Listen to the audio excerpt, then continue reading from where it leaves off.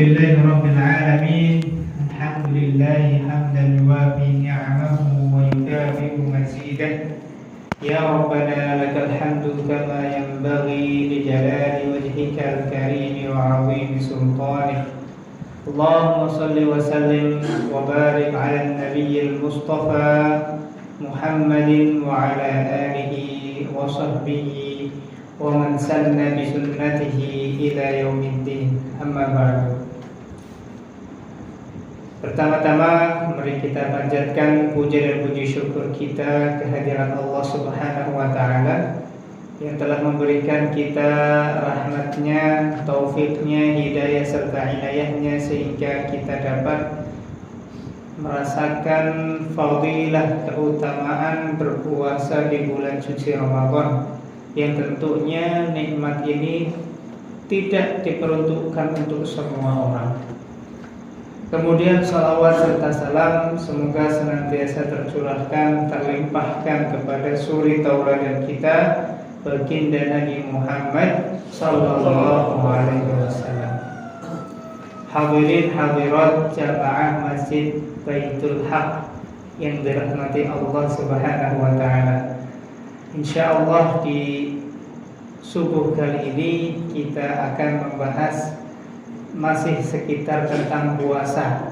Karena ini masih momen awal-awal puasa, maka kita akan bahas tentang puasa. Bapak Ibu yang dirahmati Allah Subhanahu wa taala, tentunya kita sudah tahu bahwasanya puasa Ramadan, puasa di bulan suci Ramadan itu adalah hukumnya wajib. Maka orang yang tidak melakukan puasa tanpa uzur, tanpa alasan yang diperbolehkan oleh syariat, maka berarti orang tersebut berdosa. Karena pernah suatu ketika Nabi itu ditanya oleh malaikat Jibril, dan di hadis yang lain disebutkan bahwasanya buniyal Islamu ala khamsin, Islam itu dibangun atas 5 perkara. Kemudian disebutkan rukun Islam yang 5.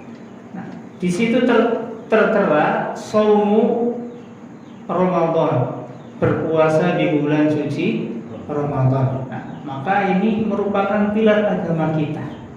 Kalau kita merasa kita beragama Islam, kita masih memiliki agama Islam, kita menyintai agama Islam, maka marilah kita lakukan puasa di bulan suci Ramadan.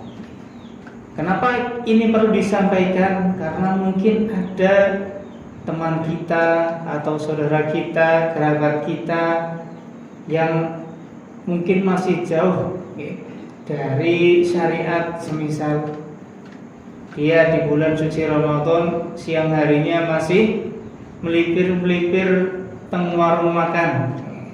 Warung makannya tokonya buka sebelah, tokonya setengah dibuka setengah ditutup. Nah, itu mungkin ada yang seperti itu. Kalau orang tersebut melakukan hal itu tanpa uzur dari syariat, semisal sakit ataupun sedang safar, bepergian, ataupun karena alasan yang lainnya, maka itu tidak diperkenankan dan dia berdosa. Nah, ini perlu kita tekankan ya Bapak Ibu sekalian yang dirahmati Allah. Dan juga kita perlu tekankan puasa bulan suci Ramadan kepada anak-anak kita, kepada anak-anak kecil, terutama kita harus latih mereka untuk berpuasa Ramadan. Maka alhamdulillah kalau di Indonesia itu anak-anak kecil sudah mulai dilatih. Bapak-ibu sekalian nih, kalau panjenengan punya anak, dilatih dari kecil. Ayo nak puasa. Kalau mungkin anaknya masih balita atau mungkin baru kelas 1-2 SD, coba dilatih, dirangsang untuk latihan berpuasa. Kalau masih kecil mungkin latihannya sampai zuhur, sampai zuhur. Nanti setelah sholat zuhur nggak boleh makan. Kemudian kalau sudah beranjak usianya, tambah dewasa, tambah besar, ditambah lagi mungkin sampai asar. Nah, ketika harapannya nanti, ketika hal ini dilakukan, ketika anak kita itu sudah mencapai baligh, ya, sudah baligh atau balighoh.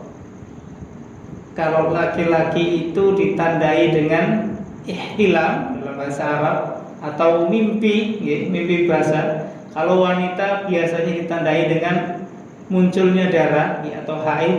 Nah, maka harapannya anak kita ketika sudah balik atau baligh sudah bisa berpuasa full dari subuh sampai maghrib. Nah, ini adalah tanggung jawab orang tua. Orang tua memiliki tanggung jawab dalam hal tersebut. Apabila kok ternyata anak kita Bapak Ibu sekalian sudah balik kok belum bisa puasa, ini nanti hati-hati, orang tuanya dipertanggungjawabkan. Maka terkait dengan puasa ini, mari kita lakukan bersama-sama, kita lakukan dengan senang hati. Karena Bapak Ibu sekalian dirahmati Allah, puasa itu merupakan amalan yang istimewa. Dalam salah satu riwayat hadis disebutkan, as-siyamu li wa ana ajzi bihi. Puasa itu adalah untukku dan saya yang akan membalasnya, membalas pahala bagi orang yang berpuasa. Nah, itu Allah berfirman dalam hadis qudsi seperti itu Bapak Ibu sekalian. Maka pahala puasa itu sangat besar sekali. Kalau puasa sunnah saja pahalanya itu, barang siapa yang berpuasa 1 hari di jalan Allah, Allah akan menjauhkannya dari api neraka 70 kharifan, 70 kharif. Apa itu kharif? Kharif itu adalah tahun. Kalau ada orang berpuasa, puasa yang biasa Bapak Ibu sekalian, 1 hari karena lillahi ta'ala, Allah akan menjauhkannya dari api neraka sebanyak atau sejauh 70 tahun. Bayangkan, apalagi puasa di bulan suci Ramadan. Maka tentunya pahalanya tidak ada yang mengetahuinya kecuali Allah Subhanahu wa ta'ala. Hadirin hadirat yang dirahmati Allah Subhanahu wa ta'ala, maka perlu kita itu memahami fiqhus siyam, fikih puasa. Hal-hal apa saja yang dapat membatalkan puasa, hal-hal apa saja yang dapat mengurangi pahala kita dalam berpuasa, dan hal-hal apa saja yang dapat menjadi bonus pahala bagi kita. Amal soleh apa saja yang ketika kita kerjakan itu akan mendapatkan manfaat daripada melakukan hal tersebut. Bapak Ibu yang dirahmati Allah Subhanahu wa ta'ala, salah satu amalan yang sangat direkomendasikan dalam bulan suci Ramadan adalah membaca Al-Quran atau tilawah Al-Quran atau tadarus Al-Quran atau bahasa Jawanya mungkin deres. Itu adalah amalan yang sangat dianjurkan oleh para ulama untuk dilakukan di bulan suci Ramadan. Kenapa demikian? Kalau kita lihat Bapak Ibu sekalian, ulama-ulama dulu itu, ya, contohnya Imam Malik. Imam Malik itu imam Ahlul Madinah, imam penduduk kota Madinah pada waktu itu. Gurunya Imam Syafi'i. Beliau ahli hadis, ahli ilmu, punya banyak kajian, muridnya banyak sekali, punya banyak majelis ilmu kajian. Tetapi ketika masuk bulan Ramadan, Imam Malik tutup majelis kajian, ilmunya ditutup, sehingga dia bisa memfokuskan dirinya untuk membaca Al-Quran. Ini Imam Malik. Kemudian ada Imam Syafi'i. Imam Syafi'i itu dalam riwayat yang sangat masyhur, dan ini menjadi riwayat yang sering dijadikan pedoman atau contoh bagi yang lainnya. Imam Syafi'i itu ketika hari-hari biasa, Bapak Ibu sekalian, beliau itu menghatamkan Al-Quran 1 kali.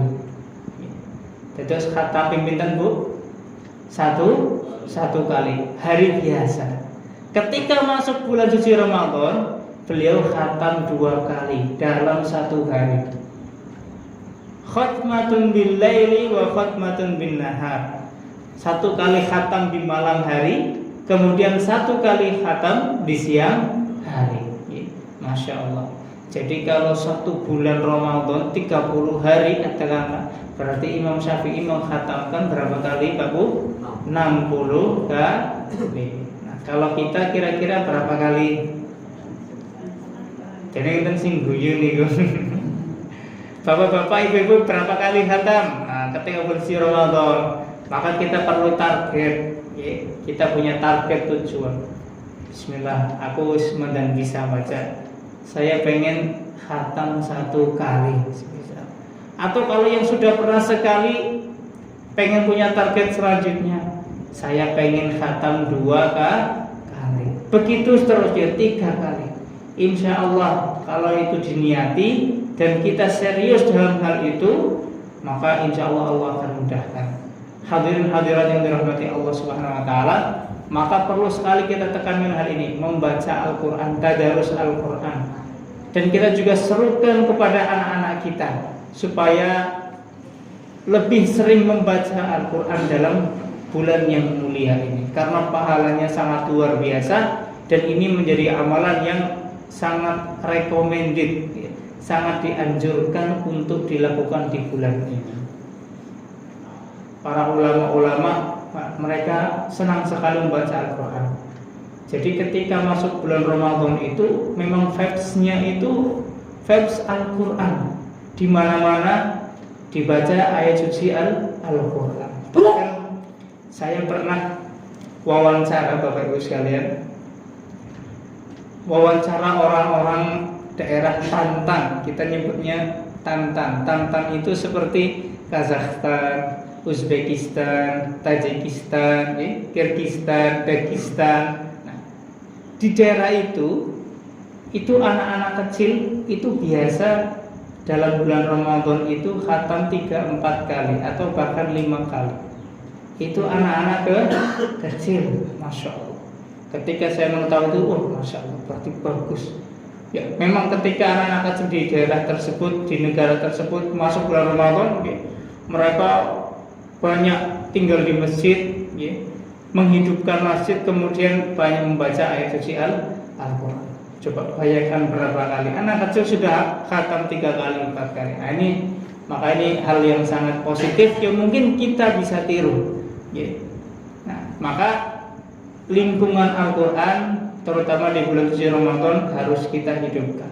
Termasuk di Baitul Haq, semisal setelah sholat tarawih, jamaahnya jangan langsung pulang, tetapi baca ayat Al-Quran, dibaca mushafnya yang di masjid, kemudian dibaca bersama-sama, tidak apa-apa, atau sendiri-sendiri pun tidak apa-apa.